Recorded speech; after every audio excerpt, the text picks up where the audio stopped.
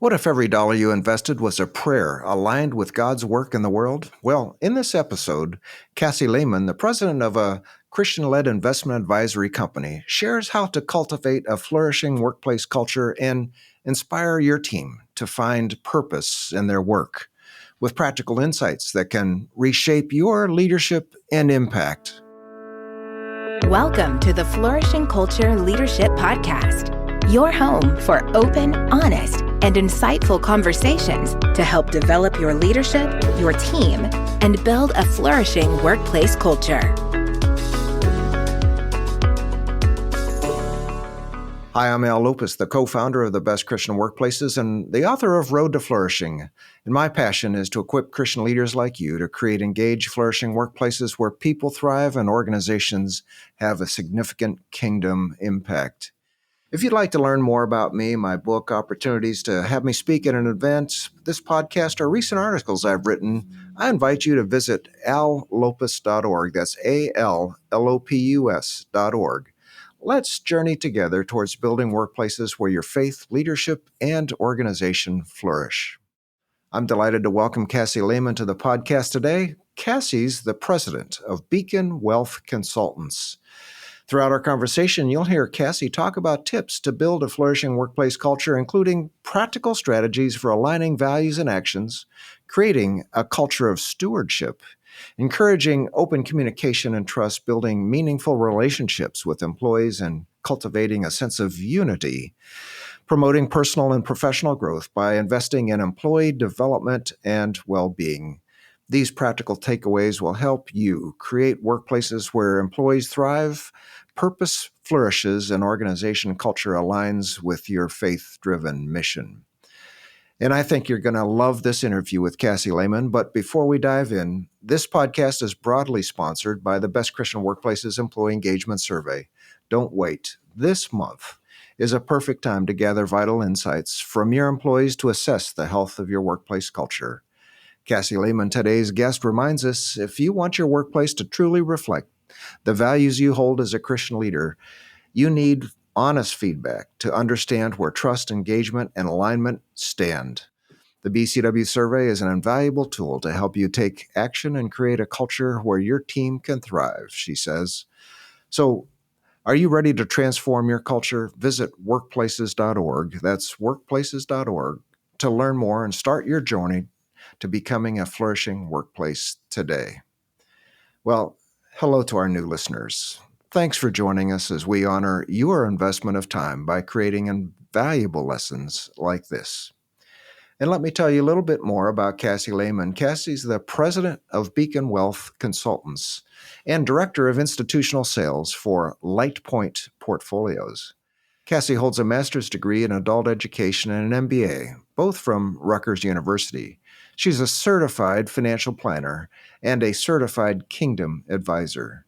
She's a dynamic public speaker and has presented at national conferences for C12 and Kingdom Advisors. And for 5 years, she's led a biblically responsible investing special interest group for financial professionals who are members of Kingdom Advisors.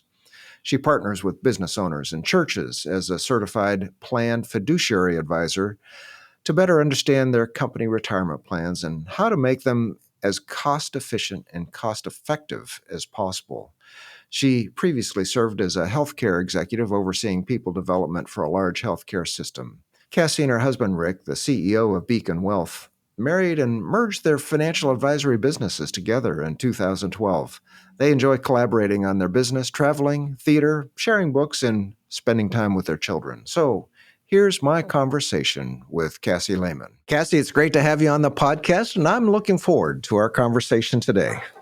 Thanks so much, Al. It's really good to be with you. Well, let's start with learning about Beacon Wealth and the unique values of your company. Can you share a story of someone who you've worked with or who has reoriented their financial decisions based on biblically based values that you share as you work with them with their financial plans? Well, actually, this happens on a pretty regular basis. So often clients find us, they're looking for a Christian financial advisor. And so they know that we're going to be giving biblically wise financial advice, but they don't really think about the investing side so much of what kind of business practices and companies that they're investing in. So there's a part of our interview process where we say, are there any companies or business practices that you would prefer not to invest in because of your faith or other values? And sometimes people say, yes, they have a really good idea about that and they share it. But often they'll say, what are you talking about? I don't know what you mean by that. And so I get a chance to share with them the impact of our investment dollars. And when you are investing in something, I call it praying with our dollars. You're saying, God, I'm going to invest in this company. I'm going to put my money here and I want you to help it to grow and flourish and do more of what they're already doing. And we'll share in the profits together. And so people don't realize that when they are investing, they are helping those companies to grow and flourish. And if you're investing in things that are against your values, whether that's abortion or pornography or addictions, you're kind of investing against your own values. So it's a real aha moment for many people to think about that, because we just think about the market as this abstract concept. I'm putting my money in the market, but there are real companies that we're investing in. So we get to have that conversation on a regular basis, and it's exciting. Wow. And tell us a little bit about Bacon Wealth and, your size and scope, just to give us an idea. What do you do and so on? Sure. We are an independent called RIA, Registered Investment Advisor, which really means that we have no proprietary products and we do no commissionable business. We are a full service wealth management and financial planning firm that focuses only on faith-based or biblically responsible investing. And we have a team of about 16 people that are located all over the country. Yeah. Fantastic. Well, so praying with your dollars. I like that idea. But let's go on, because some years ago you wrote a book titled "I Found Jesus in the Stock Market," and a lot of people aren't looking for him there, but but you did. And so, with such an intriguing title, I have to ask you about your own journey of understanding how your faith and then even financial practices are connected. Yeah. Well, when I met my husband, Rick, who is the CEO of our company, we met at a financial advisor conference and happened to be sitting next to each other. And he started talking about faith-based investing, biblical investing. And I had grown up in the church, so I'm comfortable in the church. But like many people, when I went to college, I fell away from the church. So I had not been there in about 20 years. So here is this fellow telling me all about biblical investing. And I was like, you're a little too churchy for me. And so, but he was a real encourager. And he's like, you need to know about this. You should understand this. And it was part of that journey. It was both, what I was learning from Rick and a lot of experts in the field. Like, he was really one of the pioneers, he and a bunch of colleagues. And he would say, you need to talk to this person or interview this person, read this book. And at the same time, I was teaching the stock market game to my son's middle school. So that starts right in the beginning. What is a company? What is a stock? And as both of those things were happening at the same time, I was like, I now have a whole nother level of appreciation for what we're investing in. I'll have to tell you the truth. I was very skeptical about faith-based investing. But in this process, I started going back to church and reading the Bible, and ultimately recommitted my life to Christ, because I was like, this is really important. This is what God is saying about our money and how we're going to use our money. And part of that also was just being in community with a bunch of Christ followers who I really loved and admired.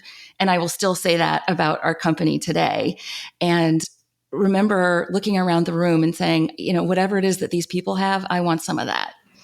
So you talk about community and great people. Well, you and your leadership team at Bacon Wealth have assessed the health of your workplace culture with our employee engagement survey, and you've got a flourishing culture there, and your employees are highly engaged. And what we see is that what stands out is life-giving work. It's one of our 8 drivers of employee engagement, and where people feel like the work they do is making a big difference. And I've heard a lot of financial people say, I don't really get a lot out of what I'm doing. I'm not satisfied with this. Money isn't scratching my itch. But no, your folks are saying, hey, this is really making a difference. So describe what this looks like in day-to-day operations. Are there some practical ways that you and your leadership team help people connect their work and your values and mission? How do you do that? Yeah, well, there's a few different things that we do. First, we always talk about our business is God's business. We don't think about it belonging to any one of us. So we're really looking to be stewards of what we've been given.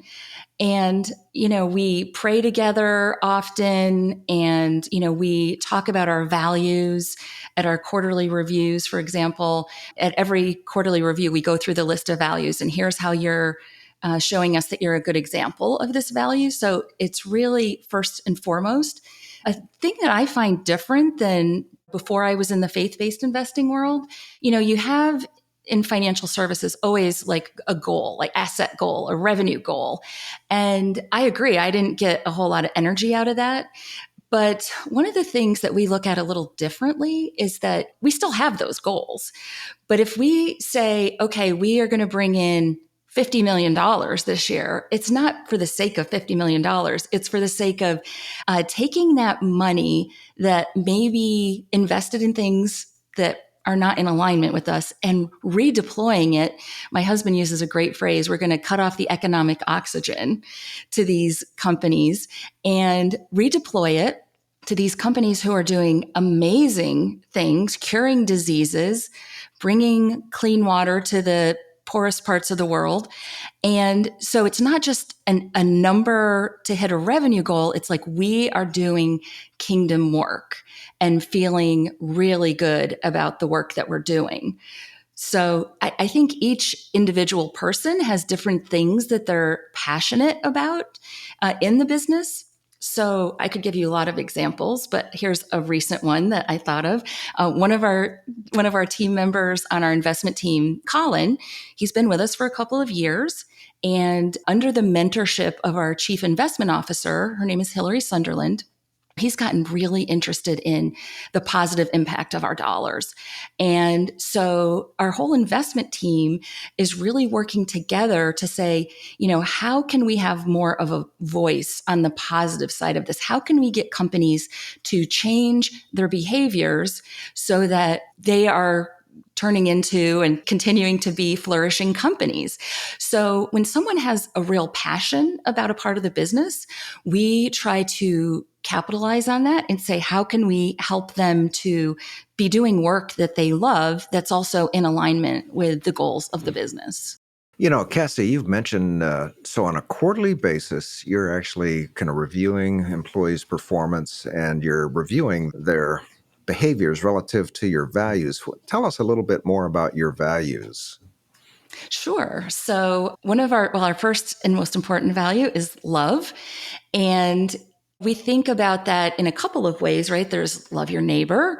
And to go along with that, we think of always people over profits. That's both for our clients and our employees. We will always do the right thing by our clients because we're fiduciaries, if you want to get into technical language of the financial services industry. Yeah. But it's also telling the truth in love. So nobody likes conflict. People say, I don't like conflict. Well, nobody likes conflict. But we encourage each other to have really hard conversations. And we always know that the other person is coming from a good place. And I think that creates a healthy culture. So love, excellence in execution is one of our values. And so we always try to do the right thing the first time. If we make an error, because people make errors, we make sure that we recover in an extraordinary way and make sure that the clients know that we are always looking out for their best interest.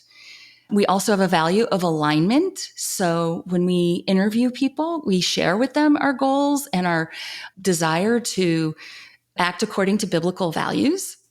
So that's not a surprise to them coming in, and we share with them, someday down the line, you'll be in charge of devotions. And, we rotate that around. So we let people know what we're all about.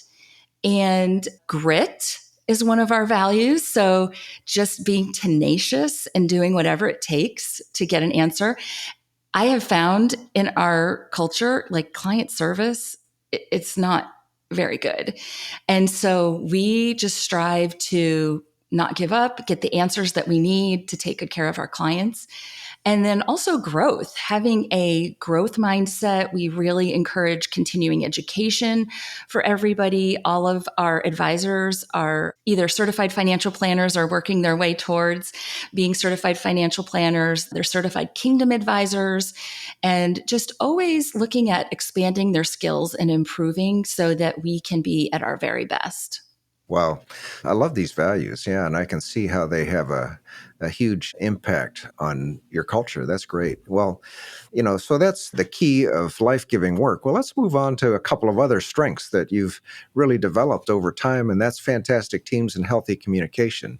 And you have office staff and also wealth advisors in a number of different locations. And sometimes people think, well, you're distributed. It's hard to have good teamwork. It's hard to have effective communication, but you're doing it, and your employees are saying, hey, we've got fantastic teams. We've got healthy communication.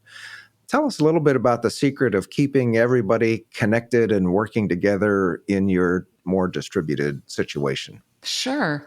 Well, I think with all things, you have to be really intentional and put systems in place to make sure people are connected. And so we have it set up that all team members have a one-on-one with their supervisor every week, which I just think is good to, like, here's what's going on. Here's a roadblock that I'm having. So, we can help things move in the right direction. Our teams, our investment team, our financial planning team, they all meet together weekly just to make sure everything is on track. Our leadership team meets every week to go over everything, our goals and how everyone's doing. Are there any problems that we need to solve? We meet with our advisors, everybody all together at least once a month, where we talk about our successes, our goals.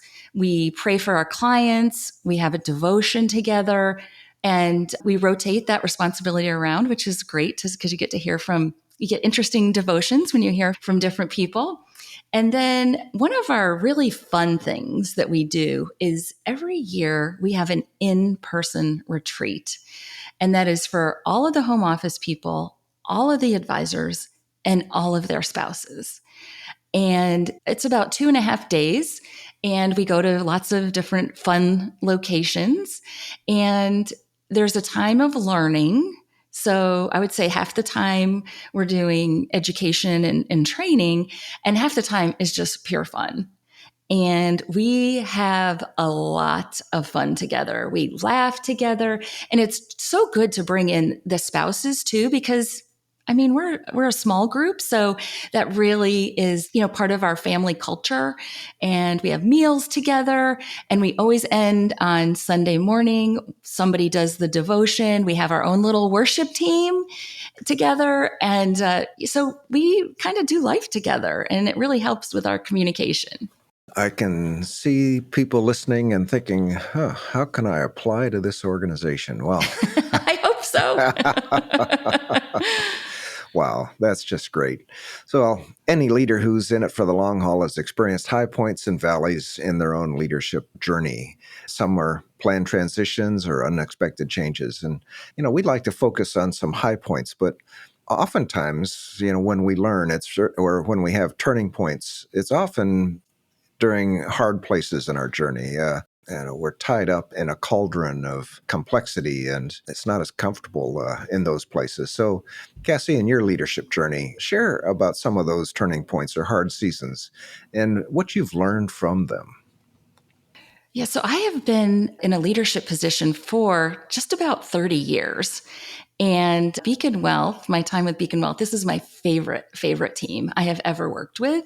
And so I think it has reduced a lot of the challenges. There's maybe less challenges that I've had in the past, but I always think for me, the biggest challenge is people, right? So even though you have all the right systems in place, you've communicated expectations, people have agreed, yes, this is what I want, but in the end, when it doesn't work out and you have to let someone go, that is the very hardest for me.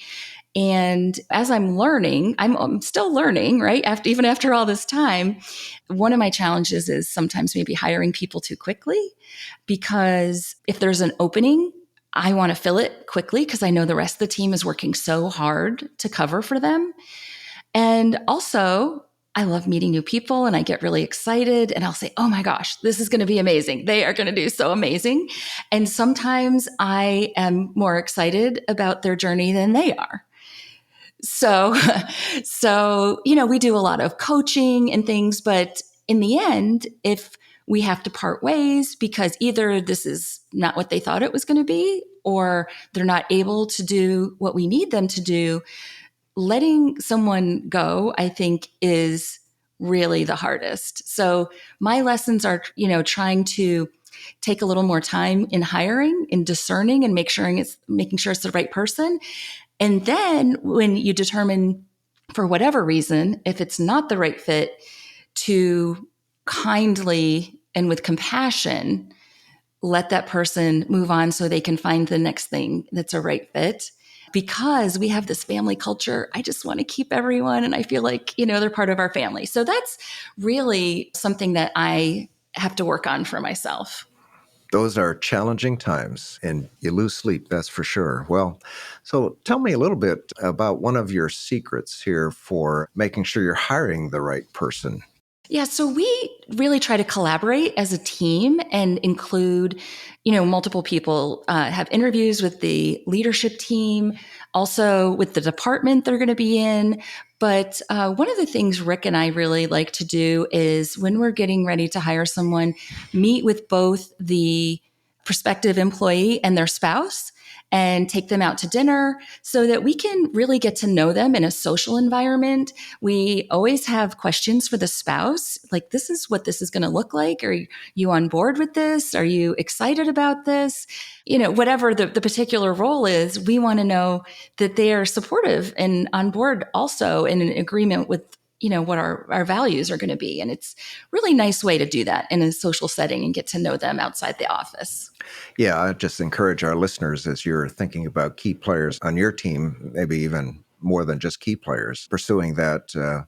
Recently, I did a podcast. Rich Stearns, the previous president emeritus of World Vision, this was one of his key things. And I can say that over time, I've practiced the same process. What a great way you learn a lot, don't you, in those kinds of settings that you wouldn't have received as you were interviewing in your office or on Zoom or any other way. Yeah, super. Well, so Cassie, can you talk about how your own relationship with Christ helps you lead with integrity, demonstrate compassion for people at all levels, and communicate openly and honestly so that you can build trust with your team? And this is a question, these are key things that come out in our survey questionnaire around inspirational leadership, the main driver of employee engagement. So how does your relationship with Christ impact those things: integrity, compassion, transparency, and building trust?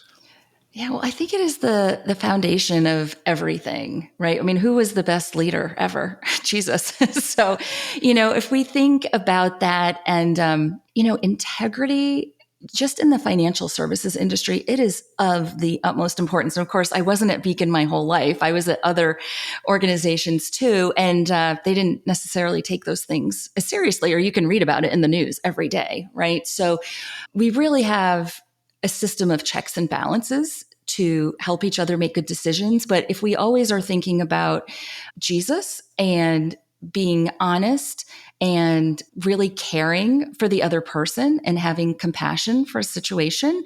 So, we have people come to us in very difficult situations. I would say a large part of my book is widows.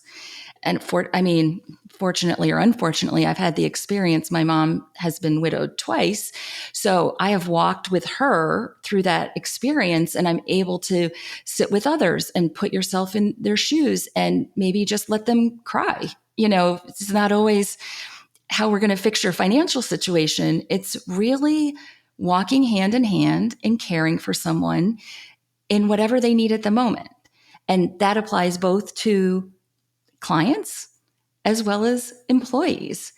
And, when one of us is having a hard time, we need to be open and honest with the rest of the team. And then we can come around them and help them. And I think that is what has built such a great sense of trust with our team, that we can talk about the hard things and help each other to solve it, and just think about taking really great care of people all the time. Yeah, compassion builds trust. People see your heart, if you will. People see, your intention and the consistent integrity that you have in following those patterns. That's exactly right. Yeah, thank you. Yeah. Well, Beacon Wealth is a flourishing workplace. You've got highly engaged employees, and it's great to celebrate positive results. And it can be tempting to just coast. And, as you look ahead to the future, how do you and your leadership team plan to keep the momentum going for continuous improvement in your highly engaged workplace? Well, first of all, my husband, Rick, is our visionary, and he does not let us rest for a minute. He always has the next idea. We need to think about this. This is what's coming next. So that helps keep us on our toes for sure. But all of our leadership team has a growth mindset. So I would say in their own respective teams, they are always thinking about how can we do this better, or, what do we need to prepare for? One of the things that we do besides meeting weekly as a leadership team, every quarter we go off site for a day and we talk about our goals that we had for that quarter. Did we meet them? And then we do goal setting for the next quarter. And then at the end of the year, we do a multi-day offsite, 2 or 3 days, where we do a lot of brainstorming. We talk about our opportunities for the next year. We set a target for 3 years from now. This is where we would like to be. And just the process that we use almost forces us to be thinking about the future. And if we're growing at a certain pace, who do we need to hire? What does it look like? And I think that process of planning really helps us to stay future focused. Now, Cassie, you're using terminology that I've heard before, and it sounds like you've implemented EOS, the Entrepreneurial Operating System. Okay, so that's the process that includes weekly leadership team meetings and quarterly offsites, and then an annual review, an annual offsite, and goal setting for the next year, and a 3-year picture of where you're going so that you and your leadership team can all be on the same page. Yeah, so I appreciate that. Great. So that's just fantastic. Well, Cassie, we've learned so much. Now, the next question that our listeners are interested in, do you have any good recommendations for investments for us? Not without disclosures from my compliance department. There you go. All right. Yeah, of course. So, yeah, Cassie, this has just been a great conversation. I love, even going back to our early conversation, praying with our dollars. Let's make sure that, yes, we're praying with our dollars. And I love the title of your book, I Found Jesus in the Stock Market. And, we can find them a lot of places, and that's one place. And then the way you kind of lead your organization through the process of creating life-giving work. And I love the discussion of your values, where, again, on a quarterly basis, as you review employee performance, but you're also reviewing, well, how are people actually living our values of love and excellence and execution and alignment and grit and growth. So that's just great. And then fantastic teams and healthy communication, how that works together. And again, that's that process, that consistent process that you have of connecting with people with one-on-ones and weekly team meetings and leadership meetings and monthly all-staff meetings where people come together, you're sharing devotions and you pray together, and then annual in-person retreats with spouses. I thought that's really something. Yeah, good for you. And the things that you're doing to create inspirational leadership, leading with integrity and compassion, and how it is that we don't oftentimes think at financial service firms, compassion is a big thing. We think that it just requires sharp pencils and a lot of intelligence, but no, there is that important side of compassion and building that into the process. So yeah, Cassie, this has just been a great conversation. Is there something or anything that you'd like to add that we've talked about? Well, I just think when we talked about, how we're always thinking about growing and expanding, one of the things that might be interesting to your listeners is that we also do 401k plans that are faith-based for companies. So if that is of interest, we could, give you some thoughts about that.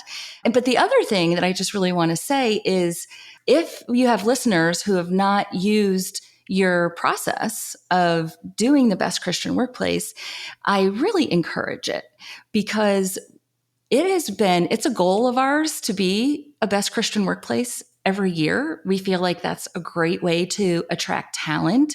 But it also, it's part of our planning that we do. We say, look at these scores. Where are the opportunities for improvement? What can we do? And that's part of our mindset of improvement is looking at our results from the Best Christian Workplace survey to say, what can we do to be even better? So we're always thinking about that. And so that has really helped us so much. One last question then, Cassie. Okay, so I love the value of love. I guess that's saying the value twice in one sentence, but you've got people over profits.